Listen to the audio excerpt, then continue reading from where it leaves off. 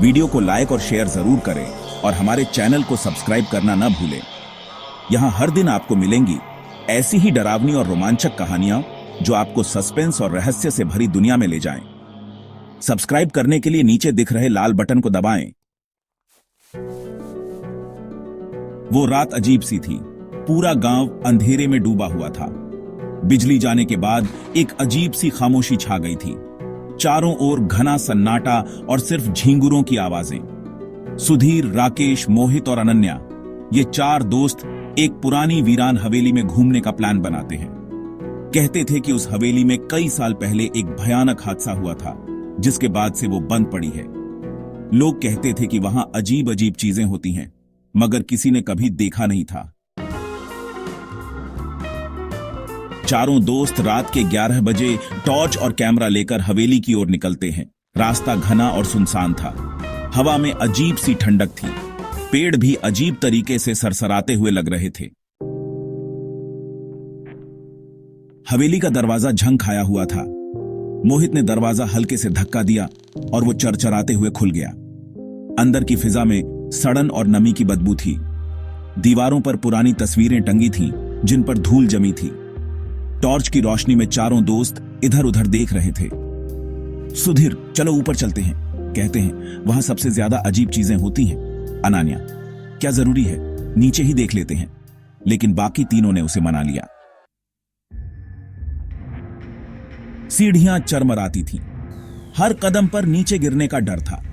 ऊपर पहुंचकर उन्होंने देखा एक पुराना कमरा, जिसकी खिड़की से चांद की हल्की रोशनी अंदर आ रही थी। कमरे में एक टूटी फूटी कुर्सी और एक पुराना झूला पड़ा था। झूला हिल रहा था बिना हवा के। ये कैसे हिल रहा है? कोई है क्या? सुधीर भूत होगा, और हंसने लगा। मिस्टीरियस वॉइस, कौन है? चारों एक साथ पलटे।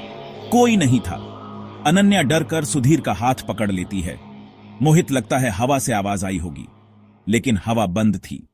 सन्नाटा ऐसा कि अपनी सांसों की आवाज सुनाई दे। तभी अचानक उस झूले ने जोर से हिलना शुरू कर दिया। सबके हाथ से टॉर्च गिर गई और अंधेरा छा गया। सबने जल्दी जल्दी अपनी टॉर्च उठाई। अब झूला बंद हो चुका था। राकेश, अब बस करो, चलो यहां से। सुधीर, अरे डरपोक हो तुम लोग, भूत वूत कुछ नहीं होता। सुधीर ने झूले के पास जाकर कहा, सुधीर, अगर कोई है तो सामने आ। तभी एक जोरदार झटका लगा। खिड़की अपने आप बंद हो गई। कमरे में अंधेरा और सन्नाटा। मिस्टीरियस वॉइस, तुम सब चले जाओ। इस बार सब डर के मारे नीचे भागने लगे। सीढ़ियां उतरते हुए मोहित का पैर फिसला और वो नीचे गिर पड़ा। उसे उठाकर भागते भागते उन्होंने देखा कि नीचे का दरवाजा अब बंद हो चुका था। सुधीर ने दरवाजा खींचने की कोशिश की, मगर वो जैसे किसी ने बाहर से बंद कर दिया हो। तभी एक औरत की परछाई सीढ़ियों पर दिखाई दी। सफेद साड़ी, बिखरे बाल और लाल चमकती आंखें। सब कांपते हुए पीछे हट गए। परछाई धीरे धीरे पास आ रही थी। राकेश ने खिड़की से कूदने का सोचा। मोहित, नहीं, यह खिड़की बहुत ऊंची है।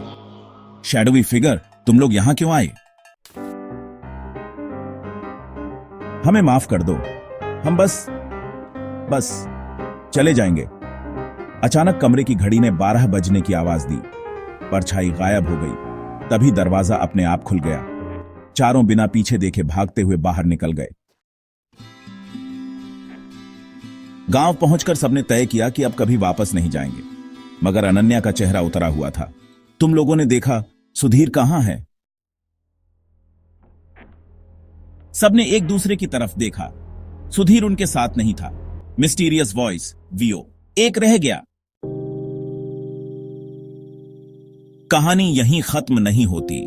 अगले दिन जब गांव वालों ने हवेली में जाकर देखा तो झूले पर सुधीर की टॉर्च और उसकी घड़ी पड़ी थी, मगर सुधीर का कोई पता नहीं चला। कहते हैं अब भी उस हवेली में एक झूला बिना हवा के हिलता रहता है और रात 12 बजे किसी के कदमों की आवाज गूंजती है। जो भी वहां जाता है शायद कभी लौट कर नहीं आता।